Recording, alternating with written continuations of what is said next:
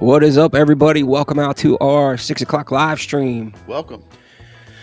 We're going to have a good show tonight, man. We are going to celebrate International Women's Day. Yes. And ladies. we figured, it was yesterday, but we figured we'd do it today and, get everything kind of rolling in the right way for the new year. And we're going to wait and make sure we get, I don't know how many people are hanging.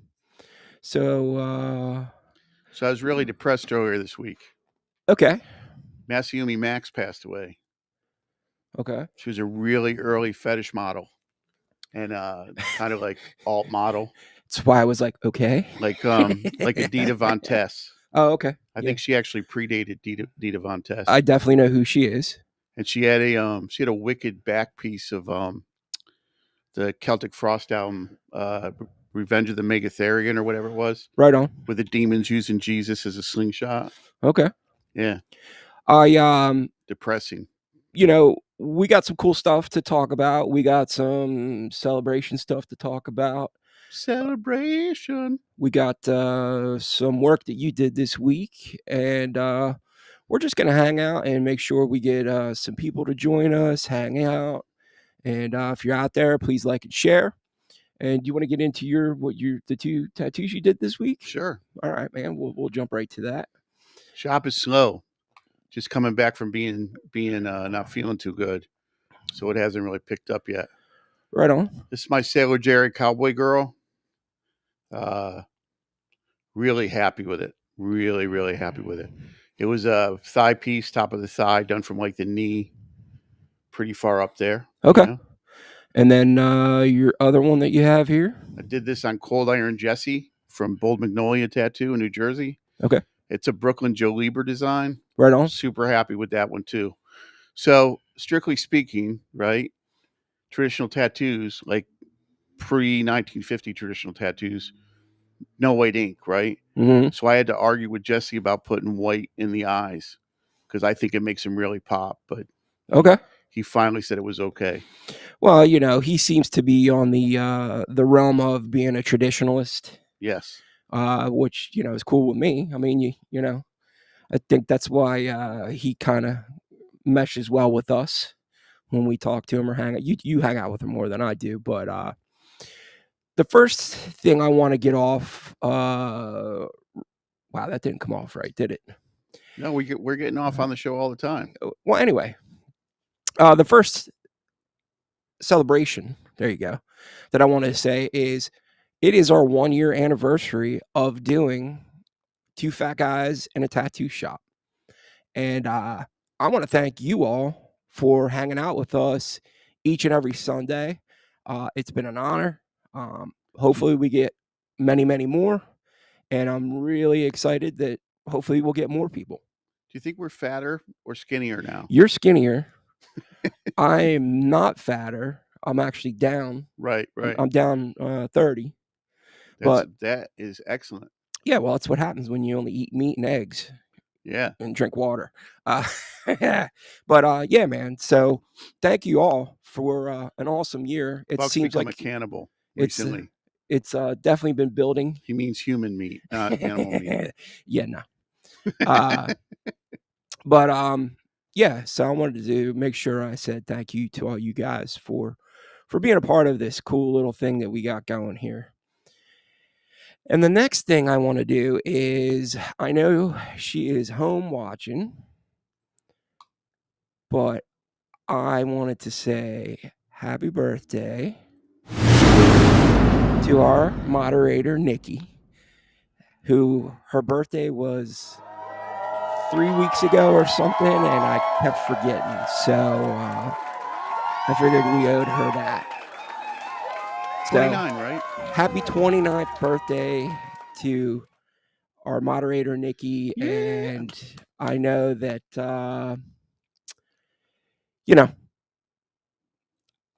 I spelled her name wrong in the thing. So, all right, batting 1,000.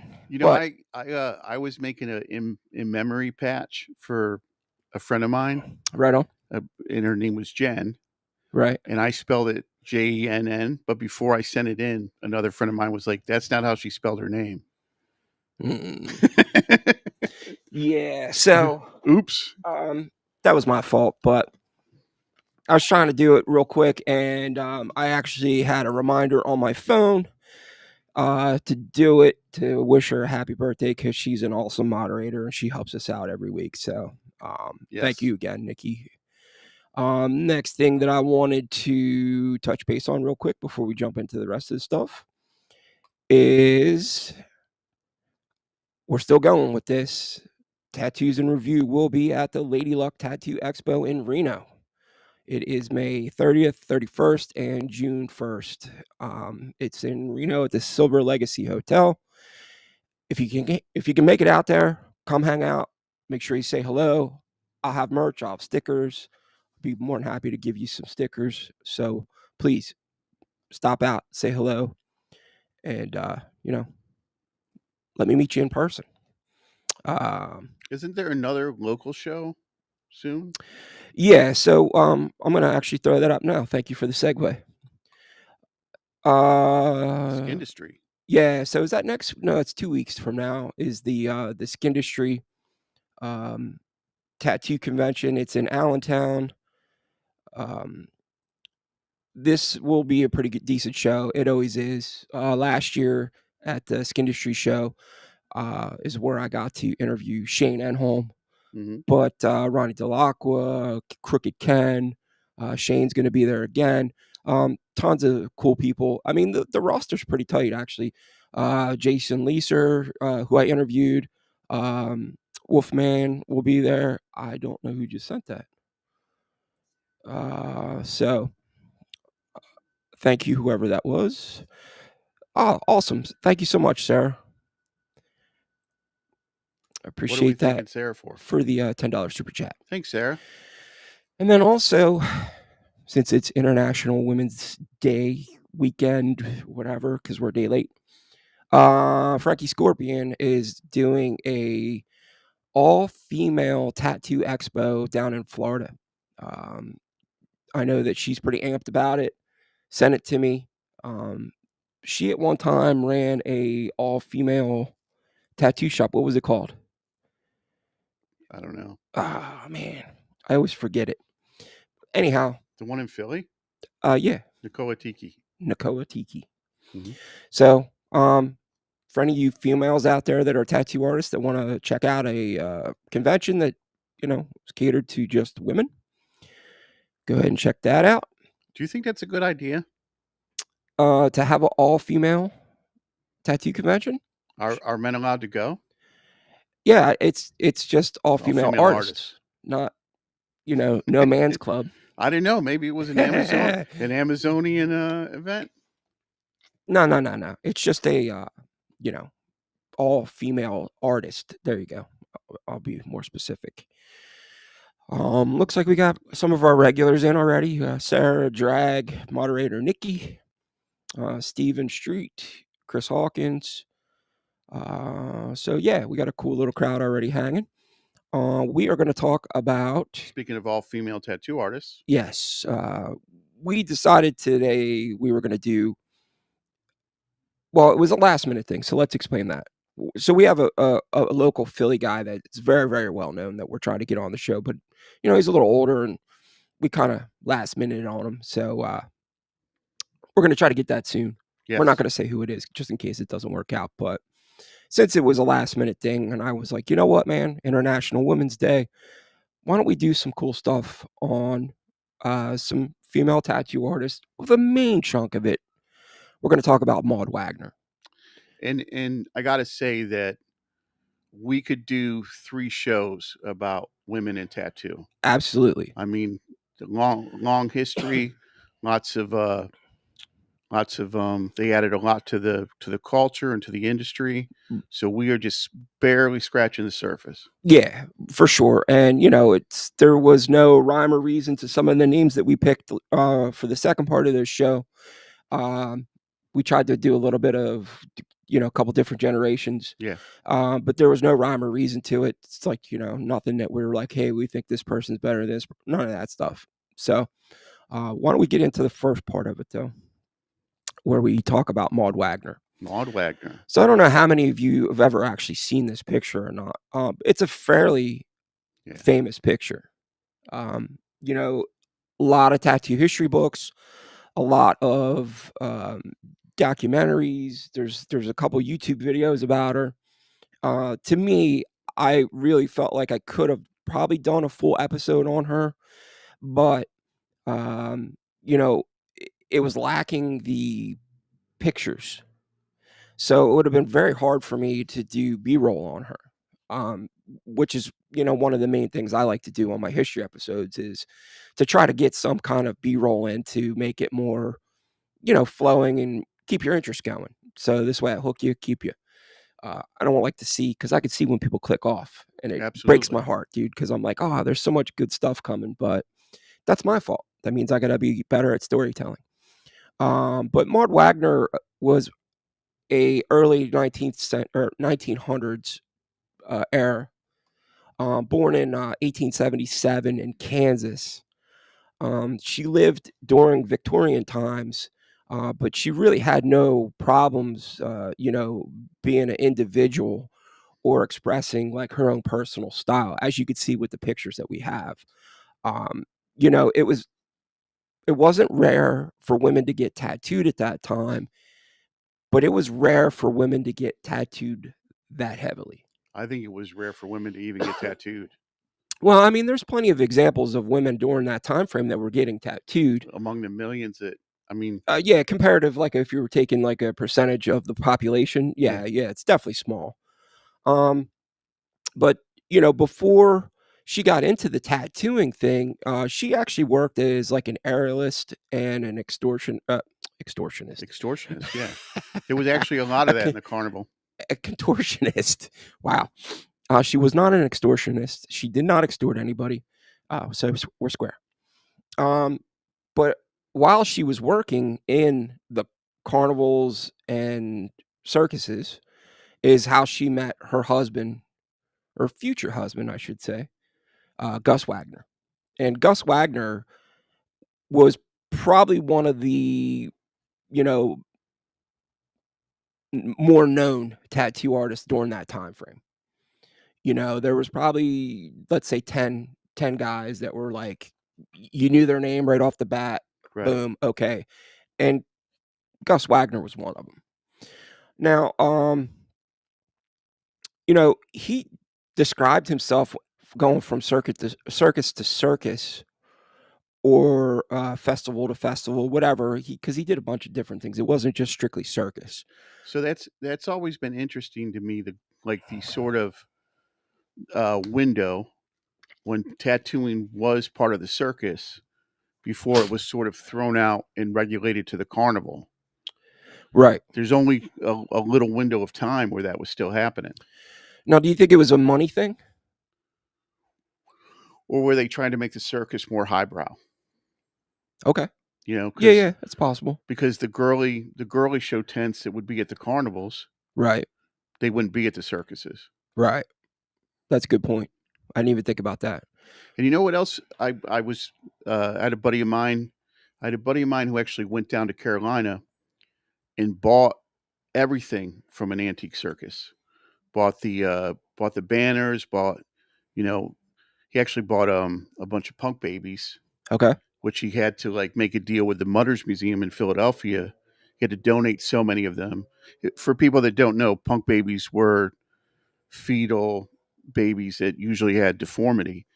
But what he said to me about the circus prior to like television was that they might have items that we would think were very common, like the steering wheel of a ship Right. or an elephant skull, because you got to realize if you were in Kansas in 1910, You may have never even seen a never ship. even seen anything like that. Right. Yeah, that's a good point. I mean, it's when you look at the time frame of how things evolved. Yeah, it's just like, when we talk about, music, the kids today are like, "Ah, man, screw Jimi Hendrix and all that." But if you were in 1968 and you heard Jimi Hendrix for the first time, your head would be melted Right. because 'cause you'd be like, "Oh my god, I've never heard anything like that before." I was talking to an older friend of mine, this old guy, Yep. and he was saying that when he came up in like the 70s, and he said when they first heard Zeppelin and Sabbath, that was like the heaviest music they'd ever heard. Yeah. Yeah. No, for sure. Yeah, Or Deep Purple. absolutely. Deep Purple's one of those. Never a huge Deep Purple fan, Going but from Maud Wagner to Deep Purple. yeah, we ebb and flow here. Um, awesome. Thank you, Chris, for the 999 super chat. Thank Much you. appreciated. So, going back to Gus Wagner was actually he would market himself as the most artistically marked man in America. So he was pretty much like holding himself up in this like, high self-esteem of I have the greatest tattoos and, okay, he may have, I don't know, comparative to, you know, Or was it something like what Shane was talking about when you interviewed him? How people they would all say greatest tattoo shop in the yeah, world. yeah, like Berkram would be Yeah, like, "Oh, he's, I'm the most greatest." most colors available. Right. And I have actually something interesting at the end of this where I get into that, which I definitely wanted to kick around with you because I was under the impression about colors. So it's gonna come up. Um You know, there is a funny story about a guy that painted his front window. Best tattoo shop in the world. I can't remember who it was. And then one of the guys that worked down the street painted a shoebox top. Best tattoo on the block. And the dude that basically the dude that had painted his window was out there a couple days later, like scraping it off because yeah. yeah. Um so Maud actually met Gus Wagner at the St. Louis World Fair in 1904. And that is where she started to kind of get like enamored with the whole tattoo thing. And it's actually a very well known rumor that she basically told because he was trying to go out with her and she kept kind of like, pushing him away. And there was this rumor, a pretty well known rumor actually, that she said, "Hey, if you teach me how to tattoo, I'll go out on a date with you." So odd. Yeah. So odd. Women. So, you know, he said, "Sure. Yeah, no problem." Tattooers. So Right? odd. Tattoo artists. He would actually go on and to teach Maud how to tattoo, to learn her craft. And at the time, though, he was teaching her how to do traditional hand poke. Um, I've actually seen pictures of Gus Wagner with a machine in his hand, but they say that they're the last 2 known artists to do hand poke in America, like, as a professional, Hmm. shop, I guess you would call it. I don't know how accurate that is because, like I said, I did find it, and I'll show you guys the picture in a minute, but there is a picture of Gus, I believe it's Gus, tattooing Maud with a machine in his hand. So, the thing is, though, is, while he was teaching her how to do hand poke tattoos, machines were available. It was just his own personal preference. They both chose not to use them. I mean, all of Coleman's bodysuit was hand poked. Right. And when you see pictures, I mean, he tattooed from neck to feet to wrists. Yeah, so the, it was said that Maud Wagner, who was neck Hmm. to toe, had over 264 tattoos. And I'm gonna give you some cool close-up shots of some of her work, not all of it, obviously, but, this is the part that I was interested in. I found this fascinating. So in a 1907 newspaper, the Fresno Morning Republican, there was an ad for Gus that said they were doing antiseptic tattooing in 10 colors.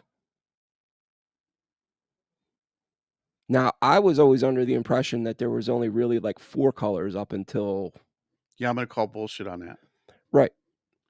So it was just another one of those over dramatized Like a things gaff. of, Yeah. yeah, hey, I'm the, most illustrated man and, artistically right? Yeah, because purple. I mean, purple wasn't even a color until the '60s, 50s or the 60s? Well, you figure though, it was we're talking black, red, brown, Green? and green, right? Those Right. were the four up until. Yeah, and then what are you gonna add to that? Blue, yellow? So is it possible that he was mixing?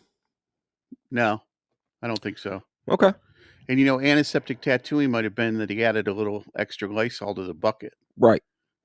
There wasn't. It wasn't like this, all out, The sterilization Yeah, there process. were no autoclaves. But let's take a quick peek at some of these close-ups that I have in here of Maud's tattoos. So this is actually her chest, and part of her one arm. You can actually see where there's, like different lines. There's the looks like a mermaid, I guess. There's palm trees with, like monkeys, and she's known to have had a lot of patriotic tattoos along with a lot of animals. So I guess that must have been her thing. Mhm. She was into the animals, she was into the patriotic stuff. Here's another really cool shot that I found of her arm, which shows the patriotic stuff with the American flag and the eagle. But you know, a lot of work done, especially for that time frame. Um, Thought it was really cool to see those. And while we're at it, I just want to make sure I show you guys this picture because this is the picture I was actually referencing. Um, so I'm fairly certain that that's Gus, and that's definitely Maud. And it looks like there's a machine Yeah, it in his does. hand. So that whole, hand poke, maybe they took it just as like a prop for the Yes, picture. But who knows? I mean, because I mean, they might not know that it was tattooing right. if it were a hand poke tool. That's true too. I didn't even think of it that way. I just found it interesting. Hey Artie, welcome to the party. Um, yeah, so Maud would, self-admittedly say that she got addicted to tattoos. Um, Covering herself from the neck down. And we already talked about how she was into the patriotic stuff and the animals and whatnot. Monkeys, butterflies, lions, snakes. She was, so Lions and tigers and bears. Oh my! after she started to get after she started to get all these tattoos though, now she was able to promote herself in the circus as a tattooed lady. She could do tattoos on the side. She could do the aerialist and the contortionist. So she was trying. It was more of about um just making as much money as she possibly could. I mean, that Um, was that was what a lot of tattooers did at the time. yeah. They covered themselves, exhibited themselves, and then were like, my tent is over here. Hmm. And even like Paul Rogers, he was a tattooer, a tattooed man, and he was an acrobat. Right. Yeah, Yeah. Yeah. Yeah. with the With the chairs. chairs, right? Yeah, he was an Yeah. acrobat, Pile up chairs and stack them. and he could like walk on his hands, and Yeah. yeah, he had a lot of natural acrobatic ability. Didn't RC just talk about that last week? Yes, he did. What'd you guys think of the RC? Hanging out with us, by the way. If you guys liked it, we're gonna definitely try to keep doing some more of those. It's not the easiest to get these guys lined up, especially on a Sunday. A lot of shops are still working on Sundays, so I know it's tough, but we're gonna keep trying. As long as you guys enjoy it, we're in. Um, so after a while, Maud and Gus would actually get married, and they would leave tattooing or leave the circus, and they would start to tattoo in like vaudeville houses, amusement arcades, um, and county fairs. Vaudeville houses? Yeah. What am I saying it wrong? No, no, no, no. You mean brothels? Well, no, they said vaudeville houses because I'm assuming there was like, Theaters? yeah, like the Birdcage in Tombstone was a Okay. vaudeville house, right? Yeah, so they had a theater, Yeah, and it was a they had brothel. gambling downstairs, they had the brothel downstairs. So yeah, it was like a place where you could get everything you ever imagined. It's the best way of putting it. Um, Kind of a one-stop shopping. Yeah, for the most part, right? But then they would also go and just continue to make a living as tattoo artists and attractions, and they would actually post themselves as being, a couple, a The most tattooed tattooed couple. couple? Yeah, so I'm gonna pull that up for you real quick and show you that picture. Uh, there you go. So, this is one of the I've dude, I don't even know where the hell I found this picture, but, Santa Barbara, California, Gus and wife, at one of the shows, and you could see the banners that they had, front and back, and the Wagners. So I thought that was really cool, man. That was, you know, I mean, that's an art form unto itself. If you ever wanna go down, like, a interesting rabbit hole on YouTube, type in painting circus banners. I mean, that was a whole it was yeah, like pinstriping. and the only thing I really know about circus banners, which is going to sound cheesy, but is watching American Pickers. Those guys used to find a bunch of old circus banners all the time.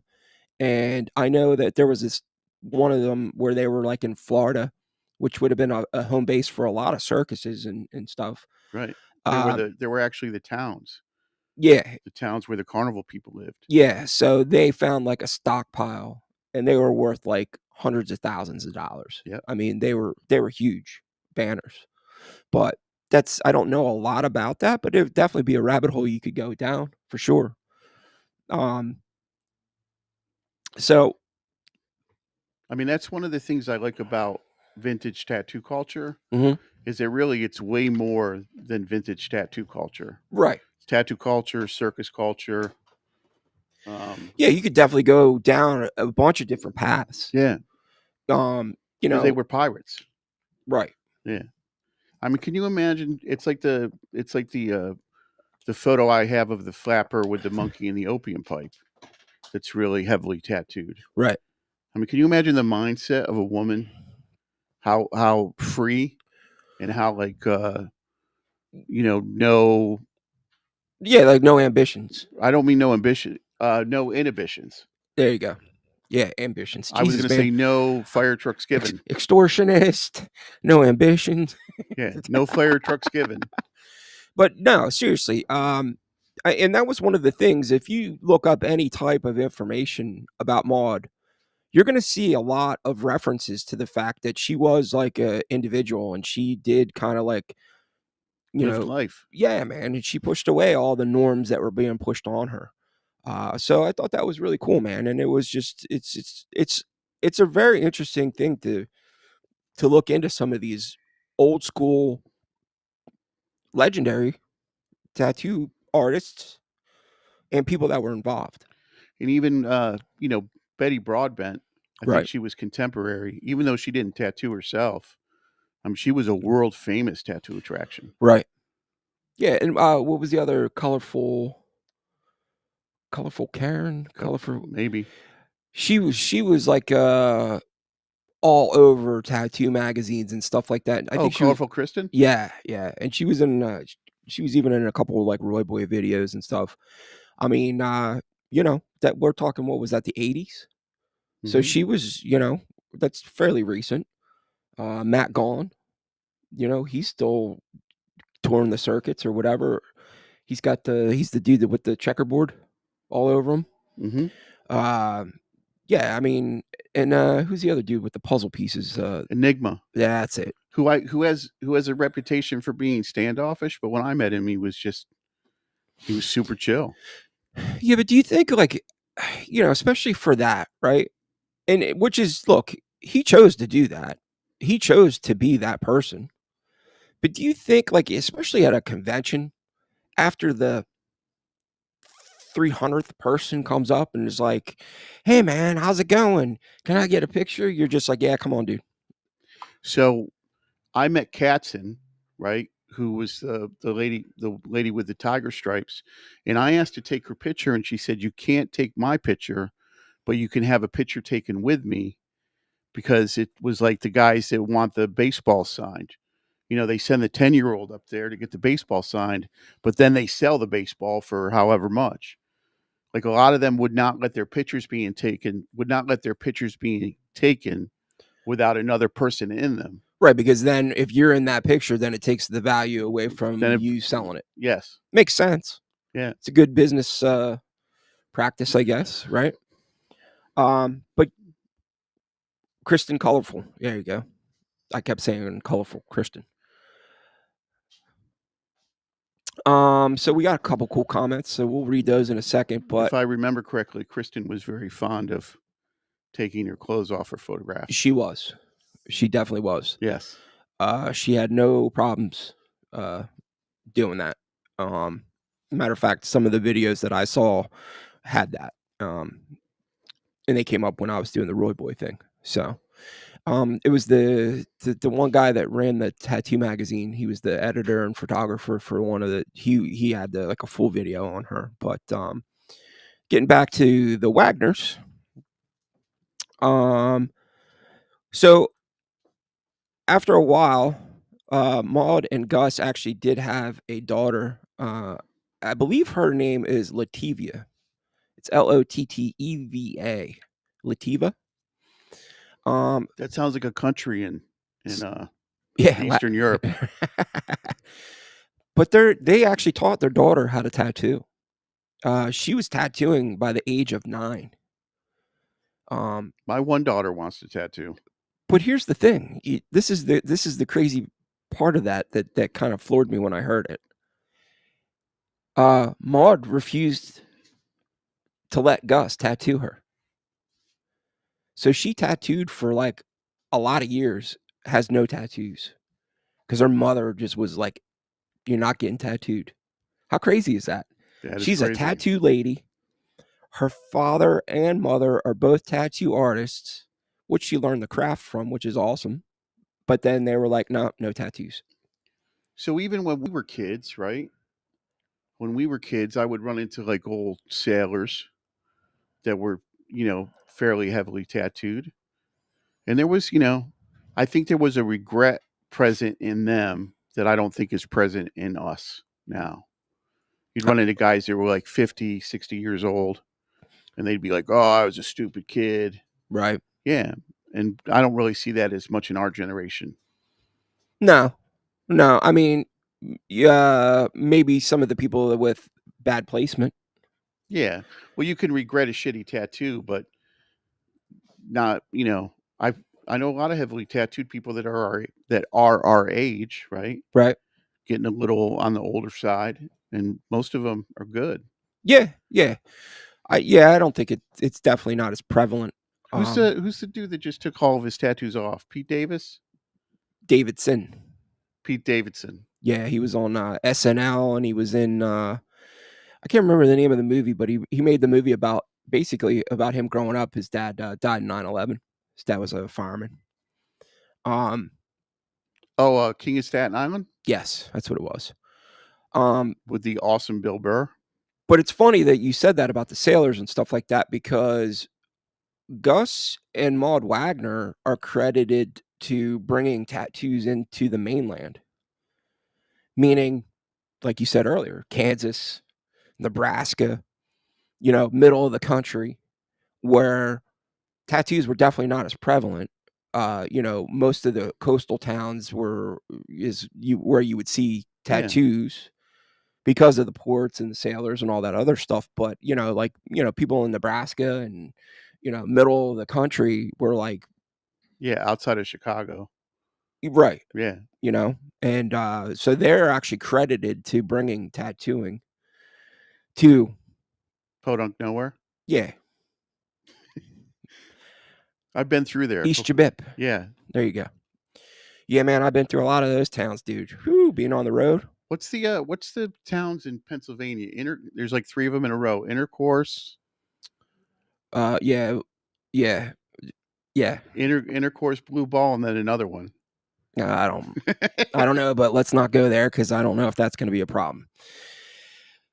RC hanging out with us. What's up, brother? What's up, man? Thank you for a fantastic show last week. Much appreciated. Let's finish up with this Maud Wagner thing, and then we'll get into the people that are hanging in chat. I don't want to leave anybody out. So yeah, um, they're credited with bringing people, tattoos to the mainland people or inland people, I should say, not mainland. Um, and then Maud Wagner passed away on January 30th of 1961 at the age of 84 years old. And I would definitely say that her and Gus l- left a pretty lasting legacy. Absolutely. And I thought that was a good jumping off point for tonight to focus on, female tattoo artists for International Women's Day. Plus, we were celebrating our moderator Nikki's birthday, so it's all wrapped into a nice, neat bow. There you go, folks. That's how we roll. So let's say what's up to some of our people hanging out. Can you Uh, do this thing where you say in the house? I can if you want. Got Sarah in the house, OG Sarah. We got Artie hanging out with us. Drag, Stephen Street, Fat Cracker. He just said, "Hey yo, better late than never." What's up, brother? RC, and RC said the third one is Bird in Hand. That's the Bird third in town. hand. That's the third town. So there you go, man. Interesting Amish people that are, supposedly living Jesus and Yeah. Maybe they named them when they were on Rumspringa. Rumspringa. Dude, I saw one. No, I can't. I can't talk about that because that'll get me canceled. So I don't want to bring that up. Maybe when they were cooking up that I don't know what you're getting ready to say, but let's nothing, leave it nothing. alone. Let's leave it alone. Anyhow, Anyhow, yeah. So we thought we would kind of segue into some other uh, female tattoo artists. There's no rhyme or reason to how we picked them.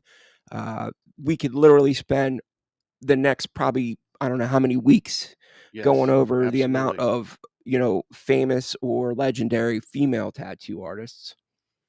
But we kind of threw a pretty decent list together to cover some ground, some different decades to just you know show them to you all, and we'll kind of toss it around. And if anybody else out there has you know comments or whatever, feel free to drop them in. And Fat Cracker just said, "Have you seen the piece that Michelle Miles did on Maud?" I did not. Did not. You sure about that?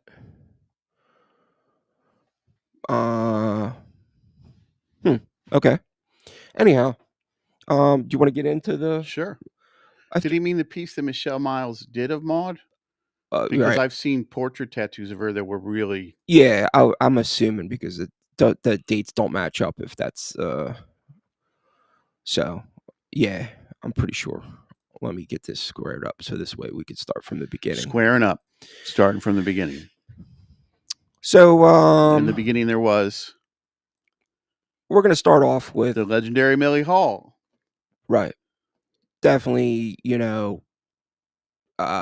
covered some of her life in the Charlie Wagner video that I did. It's rumored that Charlie helped her out.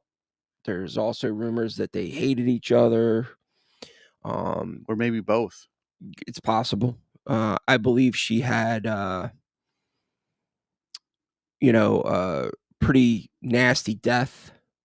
Um, it's pretty sad, really. Some of the Bowery artists, how their lives kind of ended, and hers is definitely on that list.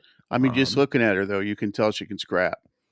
I'm sure she was a badass, dude. Yeah. Like she looks like she didn't take shit from nobody. Yeah. And you know, it'd be interesting to see what type of lineage she would have had. I don't know when I was doing the research for that. I wasn't able to find a lot of information on Millie. So I don't know if she ever apprenticed anybody or not, but I'd be curious to know that, Absolutely. just to see.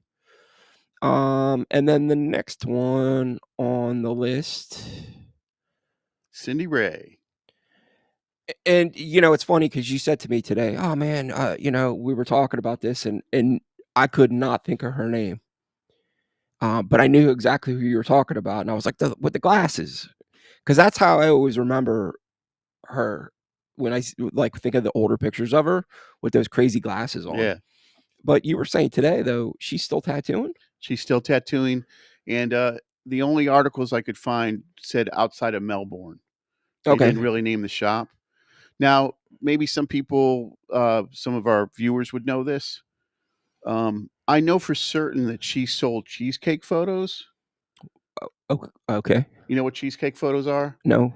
I'm Uh, afraid that I must ask, dude. no, no, cheesecake photos were like naughty photos. Okay. I mean, but what I mean is like the pictures of her, like, in the bathing suits and Oh, okay. not like Yeah, yeah. yeah, yeah. I got you. But I'm not sure if she sold equipment or not. I mean, Okay. I know she drew flash, but, if anybody out there knows, I'd be interested to know whether she sold equipment or not. Okay. But yeah, still going strong. I think she's in her 70s now. Right on. Yeah, So, again, any one of these, first couple anyway, we could probably almost do a full episode on. I absolutely. mean, there's a lot of information out there. The problem with some of these is the secondary part, getting enough B-roll and stuff to make it interesting and to keep the story moving along.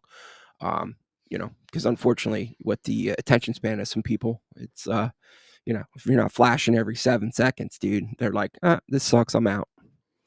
What are you gonna do? Not our viewers, not you guys. All you guys have great attention spans. Yeah, I mean, you sit here and listen to us every Sunday for an hour, ramble about nothing. Or unless you have last week, RC, he was Yeah, able to, tell a good story. tell definitely can that dude can definitely tell some good stories. Some of them we were unable to share, and some of them were his opinion. So next up, you gotta Shanghai have Kate. gotta have her in here, man. You know, go ahead. What? No, it's just one of those things where I know that there are camps, right? Right. There's camps that love her, and there's camps that hate her. But it doesn't matter. I don't know if you hate's a strong word. Yeah, hate's a Dislike strong. her. So my favorite Shanghai Kate story is, she was selling Jerry stencils, and, I was talking with her, and she's like, "Oh, yeah, I give you 2" I wanted, sparrows. She's like, "I gave you 2 sparrows for $100, 2" I think it was. And, this was years and years and years ago. And then, I mentioned a friend of mine, Furry Couch, and Furry was a friend of Mike Malone, and somehow during the course of that conversation, they went from $100 for 2 to $150 a piece because, of course, I didn't make the connection about Kate and Mike. And, but all of that, all that stuff about the history and who did what at the time. Yeah, it's none of. I mean, look, it It's is what it is, and that's just it. she is a grand dame of tattooing. Exactly, I mean, and if you go on her, I don't think it's her website. It's an article about her. It has about 65 photos okay, with everyone, everyone. I mean, there's a photo of her and Malone photographing Tom DeVita. right. There's photographs of her with Rogers, with Jack Rudy, with literally everyone. Well, she was definitely well respected and well traveled. Absolutely. So you know, it doesn't matter what the naysayer camp says. The bottom line is she was well traveled, well respected, Yeah, Grand Dame. and you can't take that away from her. And one of the things I've always read about her is that because she faced a lot of backlash being a female tattooer coming up, she was always, always very kind to other female tattooers that were young. She would mentor them. So you have to respect that. Absolutely. You know, again, and that's what I'm saying. So you and I don't really get caught up in the rumor mill thing, because it still happens till this day, unfortunately. I got almost kind of caught in the middle of something while I was down in Norfolk, and I was just like, all right, I'm out. You know what I mean? Like, I look, man, it's not my place. I'm not an artist. So, you know what I mean? And I mean, and we have to, bear in mind that there really was a time when the tattooers hated each other. The tattoo artists hated each other. Yeah, yeah. I mean, there might have been some exceptions to that, but if you approached a guy like, Sailor Jerry with the wrong name, Mhm. he'd throw you out of the shop. Right. Yeah. Alright, and then we have our Madame Uzanga. next one, Madame Lazanga. Go Yes. ahead, man. She, tattoos in Seattle, and she was, one of the first people to, to to do tattooing on breast cancer survivors, Okay. as their anatomy is a little different. They lack nipples unless the nipples are built on there. Right, And, she became sort of famous for the fact that she would do this really beautiful floral tattoo work. right. And again, she came up at a time where it was harder for female tattooers. And, yeah, I mean, I know she tattoos in Seattle and I know about the stuff that she did, but I don't necessarily know a lot about her. You know, it's interesting to me where you have so much history of female tattoo artists. Obviously, the men outnumber the women, right? Historically. Yeah. But there are, countless amounts of legendary female tattoo artists, Yes. and you still hear stories about how they were treated differently or, working in a man's field and, um, like, even when I interviewed Pim, who wrote the book, Showtime. She said how hard it was for her at the beginning because she was a female and there was always just guys around. And I think that that's changing now. I mean, I see a lot of female tattoo artists now, a lot. I Absolutely. mean, I would say that you go to a convention now, I would say it's probably damn near 50-50, you know? And hell, I mean, we just talked about it earlier. Frankie Scorpion's trying to put together a all female convention because there's that many females that are tattooing now. So, um, you got to respect these older generation females that paved the way That paved the way. Absolutely. and dealt with a lot of shit, man. It was not an easy life for them, Must have, they must have had to have thick skin. for sure, Yeah. for sure. Next up, Carrie Barba. I mean, legendary, and not only was she well known for Flash, Right. her tattoo, style. Um, her tattoos are phenomenal. Um, I don't know if I would say she's still tattooing. Oh, absolutely. She's still tattooing. Um, She tattooed for years at Outer Limits, and now she's tattooing at the Pike location that Burt Grimm owned. right. So she does own the building that Burt Grimm had. She has a museum in there to, pay tribute to that. And from my understanding, she's very, like more than happy to talk history about tattooing and more than happy to, talk about the history of the building that she's in right now. So I got the impression that she's, pretty personable to talk to. Hopefully I get to meet her one day. So it's funny, like when so she did the flash set for Spalding and Rogers, Mhm. and the whole flash set is really East LA, but Southern California biker style Right. flash. And when I see pictures of her, I have a hard time connecting The dot. yeah, Yeah, yeah. connecting the woman in the photo to like the East LA biker style stuff. Right. Another tattooer that I sometimes get confused with her is Candy Everett. Okay. And Candy Everett came up in California and Hawaii. And she was, I think she was involved with China Sea Tattoo that Malone owned. Okay. But yeah, And then next up, Fat Mich- Cracker just talked about her. Michelle from Daredevil. And Michelle is a total sweetheart. Uh awesome lady to talk to. Incredible amount of history knowledge, especially for New York City tattooing. She does a walking tour Yes. where she'll take you to the spots in Chatham Square where Wagner, the Moskowitz brothers, Millie Hall, Patchy Harry, I mean, it's pretty, I'm very much looking forward to doing that. I know I'm gonna try to do that this year, And so she is like the Addams family. Her shop is a museum where people come to see them. her shop, For you real. well, Beautiful. when you and I went there for the TatCon and, Brad told us to go ahead and check it out, her partner, Brad Fink, Mhm. um, Who's a character in and of himself. yeah, uh, man, he was, "Oh, yeah, go check it out, go check it out," and I was floored when I walked in there. I mean, they have some of the original signs that hung in Chatham Square, Absolutely. machines, they have tons of flash.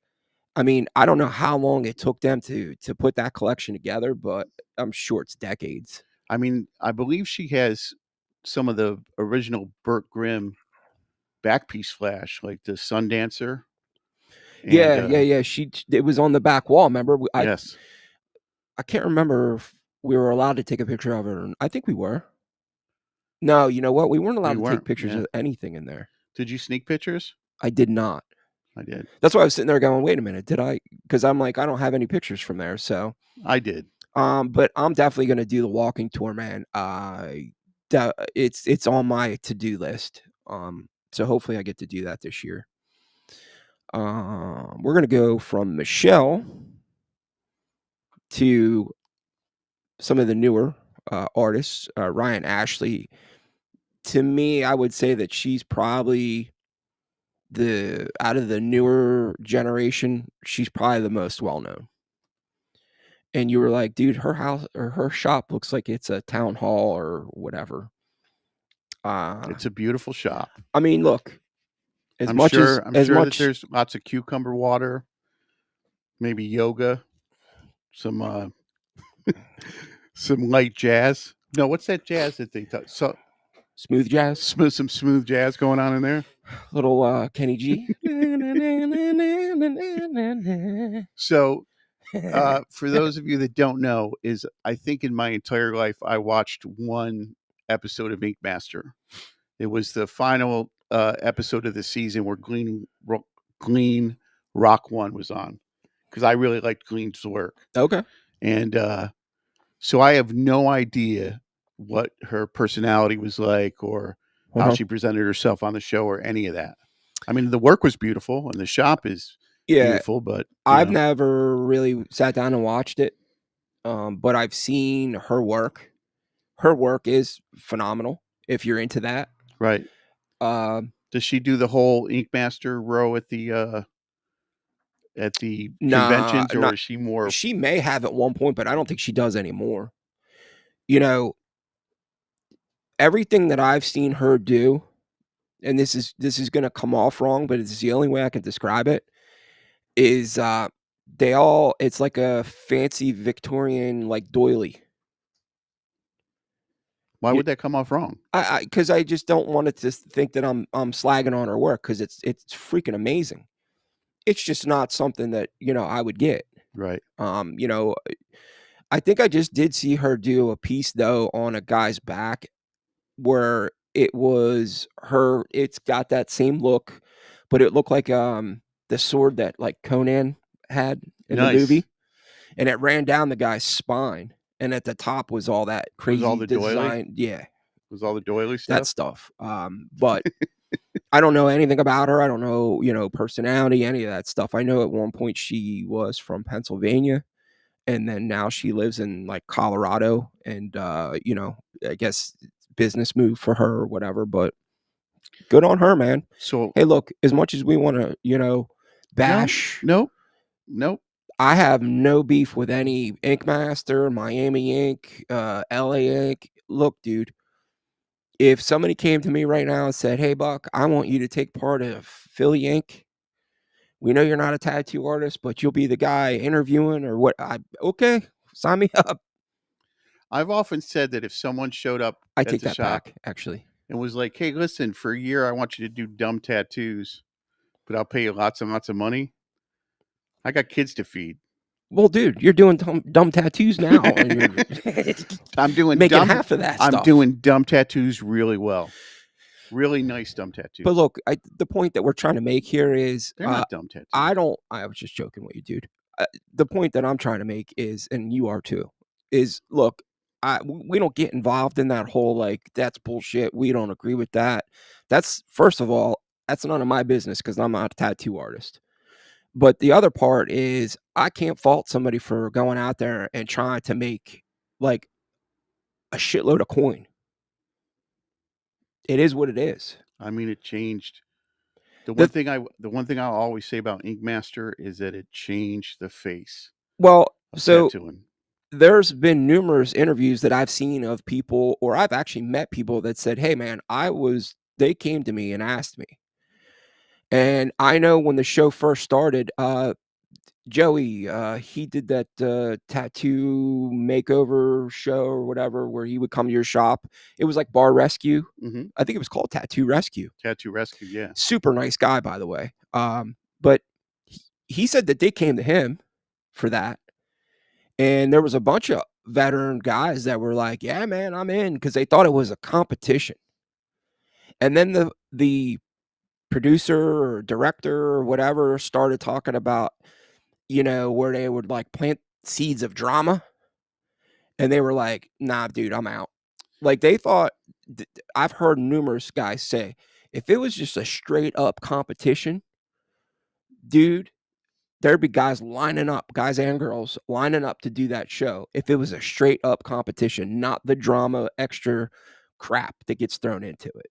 So there's a I met a guy that was on that show, and he said that, the thing that you don't realize is that when they judge you, right, and you'll appreciate this from your time in the music business, they don't just bring you up and start talking to you the way they do, on the show.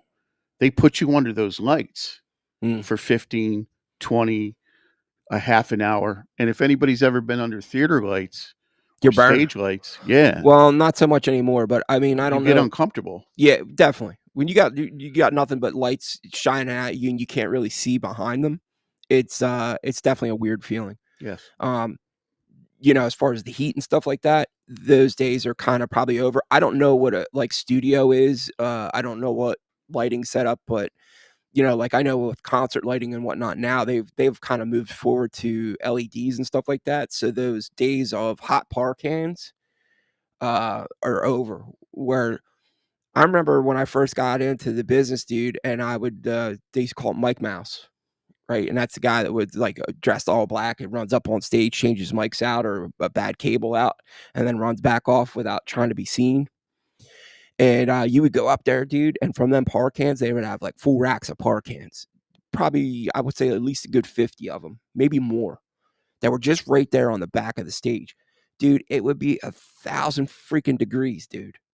Like they would get so hot that if you had any type of drape or anything, you had to make sure it was like 6 inches away from it Right. because it would just melt it. And then we used to have this giant 300-pound, we used to call Franken dimmer because you used to have all these, you used to have I'm getting off topic anyway. You used to have a dimmer packs to operate so they would like, you could do the cool stuff with them. Mhm. All that shit now is all computer, man. It's just a guy sitting there just banging on a keyboard. And, Frankendimmer. yeah. So anyway, where were we? Um, we were talking about women of tattoos. I told Garver to F the jealous haters. There you go. Steven Street said, I remember those lights. Mm. Who said the thing about Garver?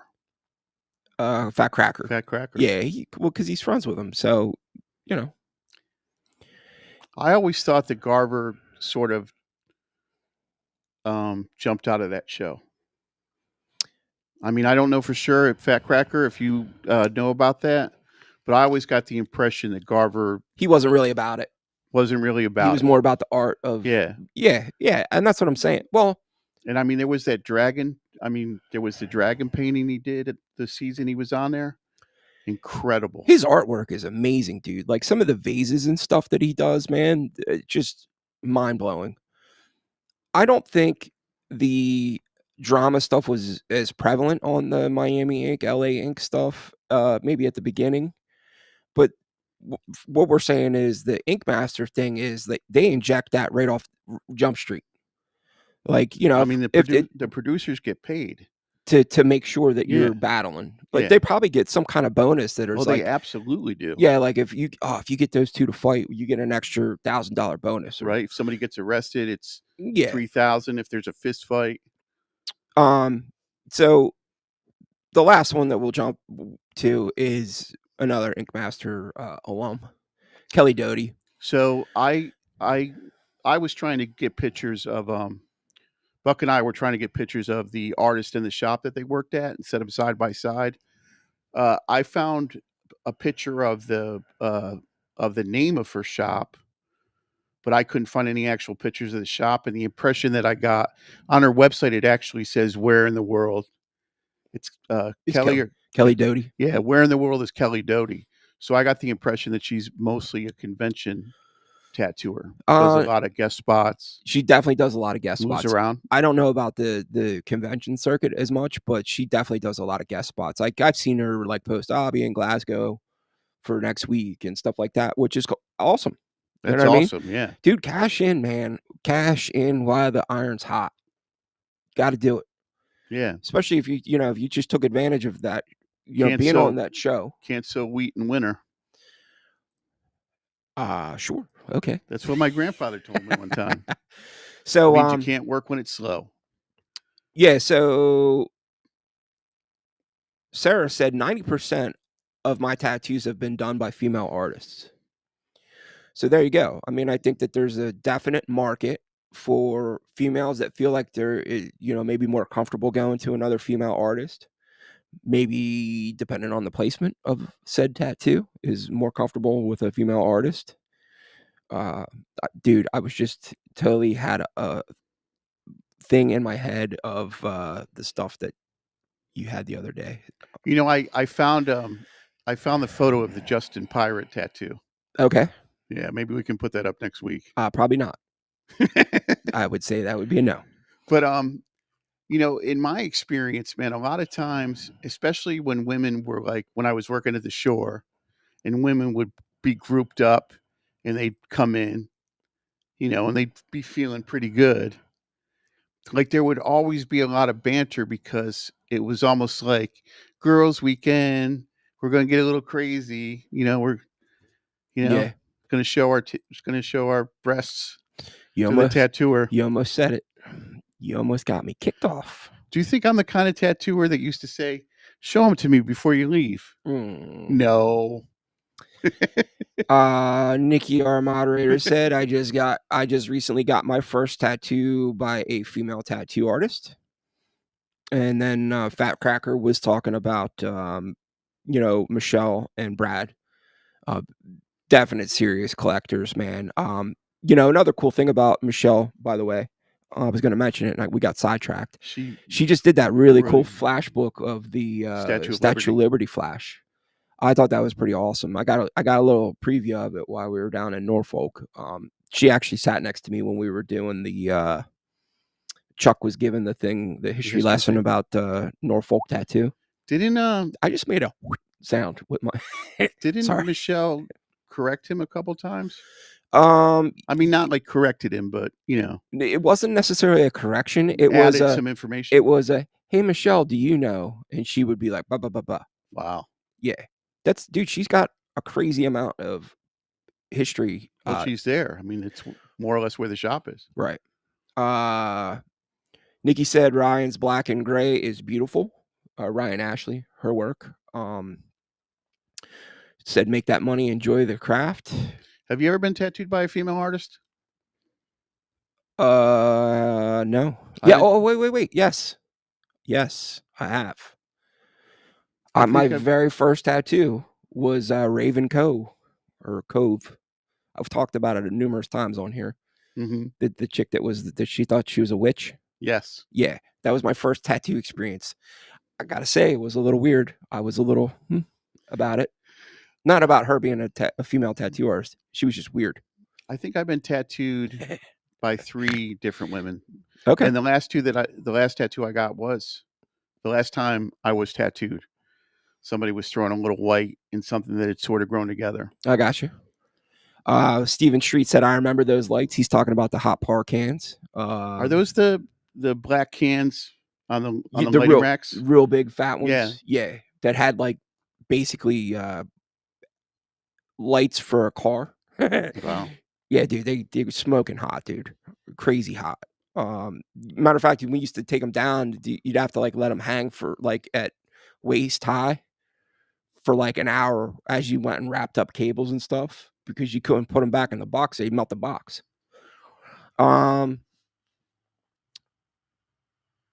Um, so Fat Cracker said, "Absolutely, he wasn't about the show, but he did it, so he can't bitch about it." And then he said, "I almost bought that painting at True Tattoo." well, Um, the dragon painting? yeah. Scott Force, what's up, man? How's it going? Um, I might have met I might have gee, wow, dude, yeah, I'm even worse than your you. brain just shut off. I might have met Garver at, New York Adorned, Okay. which is another female, or at least it was a female-owned shop. Fat Cracker said he got tattooed by a cat in 2005. What So, was she like? well, I heard stories about her causing drama when she was on Miami Ink. But now she's like, a mom, and she's got religion, and she's, you know, kind of got away from that rock star lifestyle that she was living. And I think that every tattooer goes through, um, a period where they're a little, uh, where they're jerks. rebellious. Yeah, they're jerks. Uh, I went through my jerk period. mm, maybe. I mean, I think you're working, the money is coming. It's like, it changes your perspective for a little while till you begin to be able to cope with it and handle it. It's called being humble. Yeah. A lot of people, I'm not just talking about tattoo world, I'm just talking in general, need to really like dig deep for learning about some humility. Yeah. Hopefully it's something you grow through. Scott Force said the madam tattooed me my face, but only female to tattoo me. Fat Cracker said, yeah, the dragon painting. We did not put Cat on the list because I felt like it was a given, right? Everybody knows who Kat Von D is. She got religion? Yeah, yeah. So she's like living in like Kansas or something now, and she's religious and has a child, and she's just trying to steer clear of the rock star lifestyle. You know who else that happened to was Betty Page. Really? Yeah, Betty Page got religion after she did all the cheesecake photos. Right. And at one point she wouldn't even admit, she changed her name and she wouldn't admit to like having been that person. So he said that she didn't cause drama. It's bullshit. That's the producers selling her getting her own show. There you go. Hey, Luz, what's happening, man? Um, Thank you. You know what? Luz just reminded me. I don't know if it's going to happen with this video or not. This is also for drag. I got the email last week that going forward, all my videos are going to be auto dubbed by with whatever language you would like to hear them So we can watch ourselves like in in Japanese or Portuguese or whatever. I don't know if it's going to do it to our lives. I almost picked it tonight to not upload instantly. I don't know if it's something I have to select when I'm uploading or if it's going to do it automatically, but we'll see what happens. So that should be coming soon for my channel, which would be interesting because if you look at my stats, I have a lot of other countries.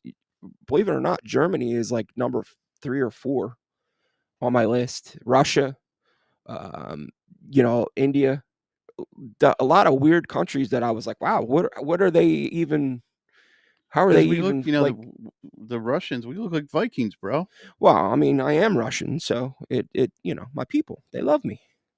I'm big in Russia, dude.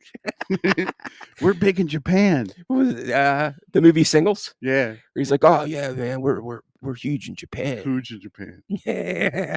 But anyway, man, You know what? Speaking of Japan, so I was going through my Instagram because mhm, I messed up my algorithm a little, so I had to like yeah, I had I to, know all about messing up my algorithm because somebody keeps sending me midget videos. Buck loves midget videos, little people videos. So I ran across all these Instagram sites about Japanese motorcycle and biker culture, Wow. and I mean, they they put together nice, Yeah. beautiful bikes, You know man. what else they have in Japan that blew my mind? I watch a YouTube channel called Spanion. Uh huh. Dude travels all over the world. I talked about it before. He just did one where he was in Japan, and I don't know how it's legal, but they have people driving little go-karts around, and he was, like, tripping. He was like, "Oh my god, dude, it's like real life Mario Kart." Where people are just driving around, and then he was standing on the corner, and I think it was either 3 or 4 of them come pulling up, and they were all from Australia, so they're like, "Hey, Spaniard," because that's where he's from, Hmm. and they were all dressed like the one had a banana costume on, he looked like a giant banana, the other dude looked like, Mario, the other dude looked like Luigi, and it was just right after he said, "Oh, the Mario Kart." You know what I mean? So I thought it was hysterical, dude. What about Could have been some clever editing on his part, but what about the what are the vending machines in Japan have in them? dude, they got everything. You can vend anything. Right. It's insane. I'm trying to think of something specific I heard that the vending machines have in them. I don't know, man. Uh, they got a hellacious Scott Force said they got a hellacious biker lifestyle in Japan. Lots of money in their scooters over there. Yeah. So I know that that they were one of the main reasons why Harley Davidson decided to move some of their production towards that way so they could sell, you know what I mean?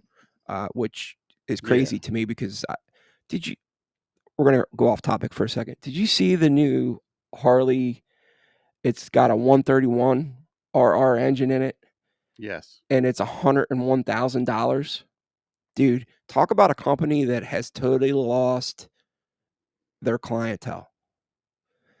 They're I don't want to go there. Anyway, So my beef with that is like, uh, don't promote yourself as American made when either your bikes are being made in another country, which is fine, right? Which is fine. Like, don't lie about it.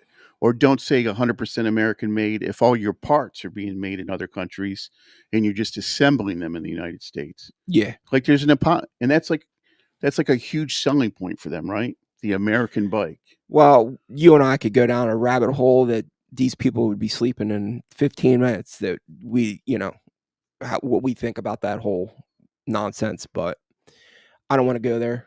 You know, there's a Long John's company that I like. I think it's out of Texas. 100% American made Long Johns. Overalls. I'm sorry, overalls, not Long Johns. Okay. I don't know. Just, throwing it out there. Okay. Anyway, I hope you all had a cool day, night hanging out with us and going over some cool tattoo history. I hope for the females out there that listen to our show, you enjoyed it since we catered directly to the female crowd tonight. And hopefully, we have something cool for you all this week coming up. I should probably have my Tattoo Tony's Jersey Shore Museum video edited and done probably this week someday. We I could don't know. talk a lot about that. I don't know which day, but um, so that's good. That should be out hopefully this week. And I hope you all have a safe, happy week, and we will catch you. Wait, one more thing. Uh, I forgot to mention this about Kate. Everybody was just like, click, click, go Did ahead. they just No, no. Oh, okay. Um, something that people should know about Shanghai Kate is that she fought really hard for Jerry's widow She did. when all the t-shirt stuff was exploding and Yeah. Jerry's family were seeing none of it. Yeah. Apparently, his widow and daughter were like living in poverty. And she like stepped up out of like respect for Jerry's memory Yeah. and took care of his family. I mean, Which, that's excellent. right on. And that's where we talk about the different camps, say different stories about Yeah. that. So nobody will ever know what's real and what's not, except for the people that were there. But I hope you all had a great night. Hope you had a Thank great you night. very much for hanging out with us. Please like and share, and if you have not subscribed yet, I don't know why, but please do. Talk to you all next week. Stay